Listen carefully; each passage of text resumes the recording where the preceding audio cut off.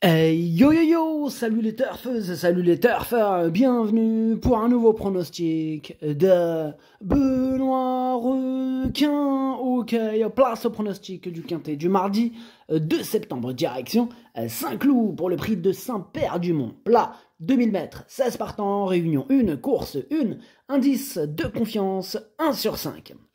Petit retour sur le quintet à l'envers, mais complètement à l'envers ce dimanche. Ah, c'était du grand n'importe quoi, c'est quintet à l'envers quoi. Bref, cette vidéo je la tourne avant l'arrivée du quintet de ce lundi, je reviendrai dessus demain. Excusez-moi. Ok, c'est parti, on commence les pronostics et on commence avec le numéro 1, Ancio. Ancio, moi il m'embête beaucoup, celui qui m'embête le plus, c'est mon gros regret. Mon cheval de complément en cas de non partant, attention, possible cassage en vue. On passe au numéro 2, Light the Ghost, et on écoute mademoiselle Joséphine Soudan. Écoutez, Light the Ghost vient de bien tenir sa partie dans une classe 2. Au regard de sa valeur handicap, on peut penser qu'elle peut se mettre en évidence. Avec 5 tentatives dans les jambes, elle détient maintenant une bonne expérience, et elle est facile à utiliser dans un parcours. Dès lors, à l'issue d'un bon déroulement de course, j'en attends une bonne prestation. Ok, merci mademoiselle. En tout cas, ce numéro 2, moi je l'ai gardé dans mon prono, il me plaît bien, je l'ai gardé mais en toute fin de combinaison. On passe au numéro 3, Good Speed, et on écoute Mathieu Pitard. Ouais, c'est moi, c'est Mathieu Pitard. Écoute, Good Speed, il reste sur d'excellentes tentatives. Bon, il est compétitif pour le succès, mais pour s'imposer dans ce genre de course, il faut bénéficier d'un bon parcours, ce qui n'a pas été le cas dernièrement. À cause de numéros de corde peu avantageux, bien sûr. Alors cette fois, j'espère que tout se déroulera au mieux et j'espère qu'il pourra s'imposer. Je te le souhaite, Mathieu Pitard, et merci pour ton commentaire. En tout cas, ce numéro 3, il fait partie de mes préférés. Pourquoi pas une victoire, comme le dit Mathieu Pitard. Bon, moi, je l'ai mis 3ème. C'est déjà bien un podium. Bref, on passe au numéro 4, Dalakir. Et on écoute Francis-Henri Graffard. Ouais, Dalakir, il va très bien. Bon, il a gagné en condition, là, sur sa dernière course à Dieppe. Je suis vraiment content du cheval actuellement, et c'est un engagement logique, tout va bien. Ok, merci, Francis-Henri Graffard. Eh bien, voilà mon préféré, c'est pas celui de M. Pitard, c'est celui de M. Henri Graffard. Voilà, c'est ce numéro 4, mon préféré. On passe au numéro 5, Olia, et on n'aura pas les commentaires de l'entraîneur, c'est André Fabre, bon, lui, never, enfin bref, même les Grands Prix, il te dit rien du tout. Enfin bref, lui aussi, il me plaît beaucoup, je pense qu'il peut faire mal dans ce quintet, je l'ai mis 4ème.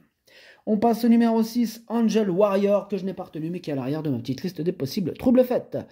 On enchaîne avec le numéro 7, c'est un deuxième représentant de Joël Boinard. Le 6, c'était Joël Boinard. Le 7, c'est Talcher Boline, que je n'ai pas du tout retenu. On passe au numéro 8, Sepulveda, et on écoute Nicolas Clément. Sepulveda va effectuer sa rentrée. On a volontairement attendu le retour de la pluie. Le profil de Saint-Cloud devrait lui convenir. Elle travaille bien. Alors certes, elle peut manquer d'un peu d'expérience, mais je pense qu'elle peut être compétitive. Je le pense aussi, et en plus à belle cote, il pourrait pimenter les rapports de ce quintet numéro 8 que j'ai gardé en fin de combinaison, attention.